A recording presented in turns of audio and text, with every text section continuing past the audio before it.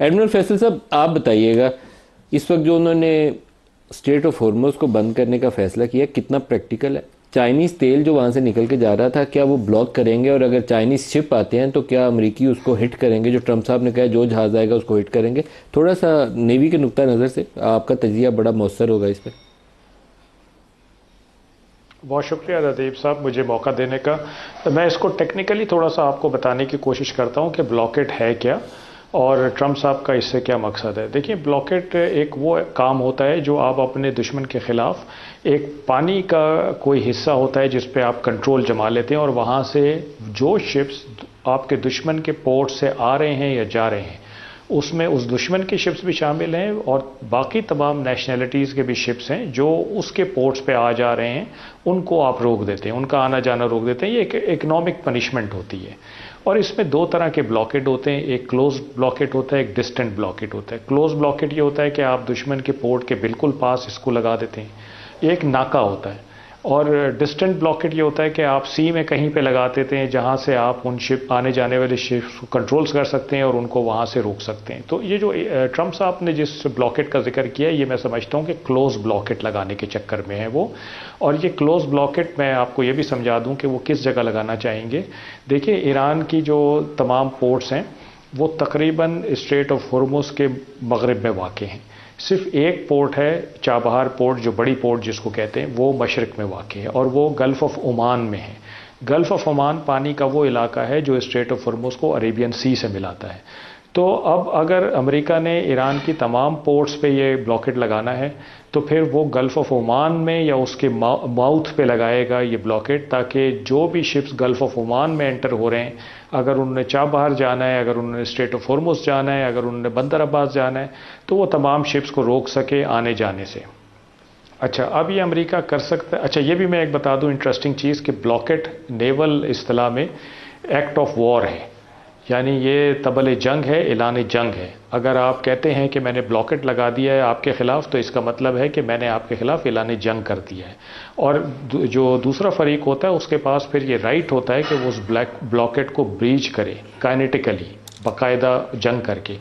تو اگر یہ ٹرمپ صاحب بلاکٹ لگاتے ہیں تو اس کا یہ مطلب ہے کہ یہ breach of cease fire, technically اگر آپ اس کو دیکھیں تو یہ بریچ آف سیز فائر ہے، کیونکہ ان کو اپنے شپس یہاں لانے پڑیں گے. وہ شپس باقاعدہ یہاں آ کے ان مرچنٹ شپس کو روکیں گے جو ایرانی پورٹ سے آ رہے ہیں یا اس کی طرف جا رہے ہیں. اور پھر ایران کے پاس بھی یہ رائٹ ہوگا کہ وہ اس بلاکٹ کو توڑے. تو ظاہری بات ہے کہ وہ بھی ان امریکن شپس پہ اٹیک کرے گا، میزائل سے، ڈرون سے، راکٹ سے، اور پاسداران انقلاب کی جو بورڈز ہیں ان کے ساتھ کرے گا. اب اگر یہ ہوتا ہے تو پھر تو یہ بریچ آف سیز فائر ہے سیدھا سا، اور ظاہری بات ہے کہ جنگ ریزیوم ہو جائے گی. لیکن میں یہاں پہ ایرانی لیڈرشپ کو ایک دفعہ شاباش دینا چاہوں گا کہ انہوں نے دانش مندی کا مظاہرہ کیا ہے، بڑی ذمہ داری کا مظاہرہ کیا، اور ان کی شام کو یہ سٹیٹمنٹ آئی ہے کہ امریکہ کا یہ اقدام پولیٹیکل ہے اور عملی نہیں ہے. تو اس کا مطلب یہ ہے کہ ایران امریکہ کو ایک ایگزٹ دے رہا ہے کہ تم اس کو عملی طور پہ نہ لگاؤ، تاکہ ہم دونوں بریچ آف سیز فائر کے مرتکب نہ ہوں اور ہم دونوں اس سیز فائر کو مینٹین رکھیں اور بات چیت کا سلسلہ جاری رکھیں. لیکن اگر امریکہ ایسا کرتا ہے تو میرا خیال ہے کہ یہ پھر ظاہری بات ہے کہ کائنیٹک ہوگا. اچھا اب امریکہ ایسا کیوں کرنا چاہتا ہے یہ سوچنے کی ضرورت ہے. دیکھیں امریکہ صدر ٹرمپ کے پاس تمام ٹرافیز ہیں، تقریباً لیڈرشپ کا خاتمہ ہو گیا، ان کی نظر میں رجیم چینج ہو گئی، ان کی نظر میں ملٹری کیپبلٹی ختم ہو گئی، ان کی نظر میں نیوکلیر فیسلٹی ختم ہو گئی. اب ایک رہ گیا ہے اسٹریٹ آف ہرمز. وہ اتنا پریشر ڈالنا چاہتے ہیں ایران پہ کہ ایران خود ہی اسٹریٹ آف ہرمز کو کھول دے، یا باقی تمام ممالک بیچ میں آ کے بیچ بچاؤ کرائیں، چائنا آئے، برٹن آئے، فرانس آئے، اور آ کے ایران کو کہہ کے تو اسٹریٹ آف ہرمز کھلوا دے. کیونکہ فزیکلی تو وہ اسٹریٹ آف ہرمز کو کھلوا نہیں سکتے ایران سے، نہ اس سے کنٹرول لے سکتے ہیں. تو میرا خیال ہے کہ یہ more of a pressure tactics ہے، اور اگر یہ فزیکلی وہ کریں گے، جو کہ میں دعا کرتا ہوں کہ نہ کریں، تو پھر اس کا بہت زیادہ نقصان ہوگا، جنگ کا دائرہ کار بڑھ جائے گا. آپ نے چائنیز منسٹری آف ڈیفنس کا بھی آج بیان سنا ہوگا، ان کے بڑے کنسرنز ہیں. 13% ان کی ڈیپینڈنس ہے ایران پہ. 13% شاید اتنی زیادہ نہ ہو، چائنا کو افیکٹ نہ کرے، لیکن پولیٹیکلی چائنا کے لیے ایک بہت بڑا المیہ ہوگا. اگر اس کے شپس امریکہ روکے تو پھر چائنا کو بھی شاید اس میدان میں آنا پڑے. ایڈمرل صاحب معاملہ آگے چلے گا بات چیت کے ذریعے؟ یہ معاملہ آگے چلے گا بندوق کی نالی کے ذریعے، کیونکہ یہ طریقہ کار جو ٹرمپ کا ہے وہ تھوڑا سا کاؤ بوائے اسٹائل میں، وہ پہلے دھمکاتے ڈراتے ہیں، بعد میں جو بھی نکلے گا دیکھی جائے گی. لطیف صاحب، میرا تو خیال ہے کہ بات چیت کے علاوہ کوئی چارہ نہیں ہے. جنگ لڑ کے دیکھ لیے دونوں نے، اور جنگ میں پتہ چل گیا ایک دوسرے کی اسٹرینتھ کا.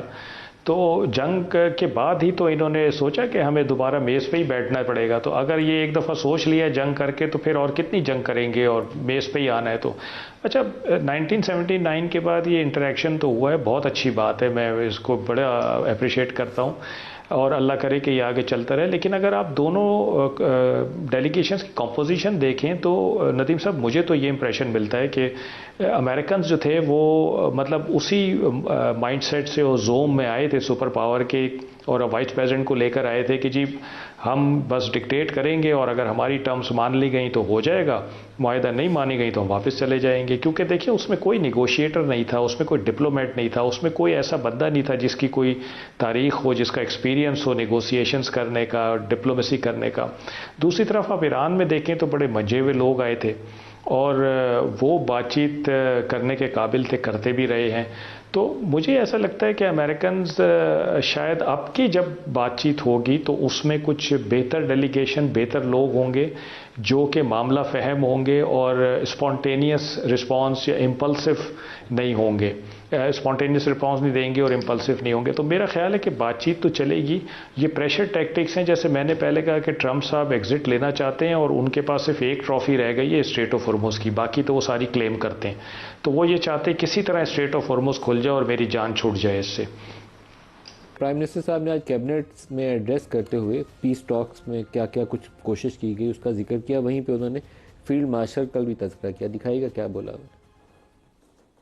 امریکہ اور برادر ملک ایران ہماری دعوت کو قبول کیا، اور 2 ہفتے کی سیز فائر کا دونوں طرف سے اتفاق کیا گیا. اسلام آباد ٹاکس میں گفتگو شروع ہوئی. میں گواہ ہوں ایسے لمحات کا. فیلڈ مارشل اور ان کی ٹیم نے وہ راتوں کو جاگے، پوری رات جاگے، اور بعض لمحات ایسے آئے، بات ٹوٹتے ٹوٹتے وہ جڑتی رہی. اور ایسا ایک لمحہ نہیں ہے، کئی ایسے لمحات ہیں.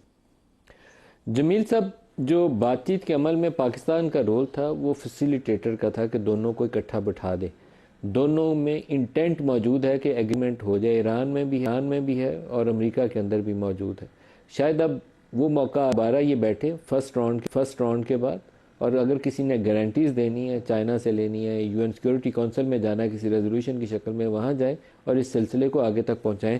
آپ سوچتے ہیں کہ یہ معاملہ جلدی آگے بڑھ جائے گا یا ابھی کافی دن تناؤ برداشت کرنا پڑے گا؟ اس میں کیونکہ پوائنٹس جو رہ گئے ہیں وہ وہی جو آپ بھی ذکر کر رہے تھے اپنے بیانیے میں، کہ 3 ایسے پوائنٹس رہ گئے ہیں جس پہ کہ جو ڈیبیٹیبل ہے.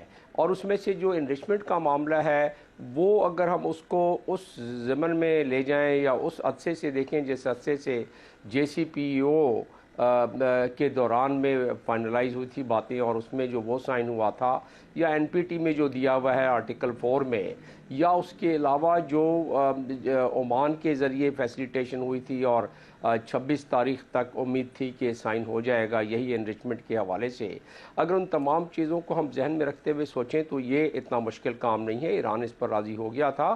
لیکن میں ایک چیز اور جو میرا اپنا تجزیہ ہے کہ ایران کو جب رشیا نے آفر کیا تو رشیا کو ایران نے اس کو اپنی اس پہ اندیا نہیں دیا کہ ہاں ٹھیک ہے ہمیں 450 کلو گرام 60% جو انرچمنٹ مٹیریل ہے ہم ان کے حوالے کر دیں گے. اور پھر آئی اے ای نے کہا تو ایران نے اس پہ آبجیکشن کیا کہ نہیں، آپ کے انسپیکٹرز زیادہ تر امریکنز ہوتے ہیں اور ہمیں ان پر اعتبار نہیں ہے. تو پھر اب جو صورتحال جو کانفیڈنس بلڈ پاکستان نے کیا ہے، نہ صرف ایران اور امریکہ کا اور چائنا کا اور باقی ممالک جو ساتھ ہیں ہمارے، یا جو ویسٹرن کنٹریز ادروائز پذیرائی کر رہے ہیں، تو اس سے اندازہ ہوتا ہے کہ ایران کو اگر کوئی ایک اور کم از کم راستہ مل گیا ہے کہ پاکستان جس کا کہ ایک نظام نیوکلیئر کمانڈ اینڈ کنٹرول کا، جس کو کہ امریکہ بھی اس کو سرٹیفائی کرتی ہے، تسلیم کرتی ہے، یورپین کنٹریز بھی، اور آئی اے ای اے نے ہمیشہ اس پہ اپنے اطمینان اور انٹرنیشنل سٹینڈرڈز کا ذکر کیا ہے کہ پاکستان، تو ہو سکتا ہے کہ ایران اس بات پر راضی ہو جائے آگے جا کے کہ ٹھیک ہے یہ ہمارے پاس 450 جو ہے اس کو ہم اوور سائٹ اس کی ایک ایسا ملک جو کہ ہمارے لیے خیر خواہ بھی ہے جیسے پاکستان، اور اس کے پاس اپنا ایک مربوط نظام ہے جس پہ دنیا کا بھروسہ ہو سکتا ہے، تو وہ کہ ایک کنٹینشن ان کی ہے کہ وہ کنٹینشن ختم ہو جائے گی۔ دوسرا جو یہی تھا کہ زیرو انرچمنٹ کر دیں اور بالکل ڈسمنٹل کر دیں، جو کہ ان کے امریکن اخباروں میں بھی ہوا ہے، تو ڈسمنٹل سے ان کی مراد وہ آگے جب بات ہوگی تو اس کے بعد طے ہوگا کہ ڈسمنٹل سے کیا مراد ہے ان کی، کہ فورڈو کو ختم کر دیں، اصفہان کو ختم کر دیں، باقی جو ان کے ہیں وہ ختم کر دیں۔ تو یہ شاید اس پر کوئی ڈیبیٹ وغیرہ میں جب بات ہو اور جب امریکہ کو یہ بھروسہ ہو جائے، دیکھیں گیپ ٹرسٹ کا بہت بڑا ہے، امریکہ کو جتنا بھی ہے لیکن ایران کو بہت زیادہ گیپ ہے مسٹرسٹ کا، تو ٹرسٹ بلڈ کرنے کے لیے باقی ممالک تو ہیں لیکن پاکستان کیونکہ اس میں اس نے بیڑا اٹھایا ہے اس کا، تو پاکستان اس میں ٹرسٹ بلڈ کرنے میں فعال رہ بھی سکتا ہے بھی، اور آپ نے پرائم منسٹر کیبنٹ کی میٹنگ میں بتایا فیلڈ مارشل کا کہ ان کا کیا رول رہا ہے۔ یہ حقیقتاً دنیا میں کوئی 3 جرنیل ہیں جن کا امن کے لیے بہت بڑا رول رہا ہے، اگر یہ امن اس میں آ جاتا ہے، جہاں ایک تہذیب ختم ہو رہی تھی اور وہاں اگر امن آ جاتا ہے تو فیلڈ مارشل کو یقیناً، باقی تو اس میں جو کردار ہیں ان کو تو کریڈٹ ملے گا، لیکن فیلڈ مارشل کو سب سے بڑا کریڈٹ، جس طرح پرائم منسٹر بھی کہہ رہے تھے، اور اس میں ایک جو 3 جرنیل ہیں، آپ کے پاس ٹائم ہوگا تو میں اس کی تفصیل بتا دوں گا کہ کس کس موقع پر کیا کیا ان کو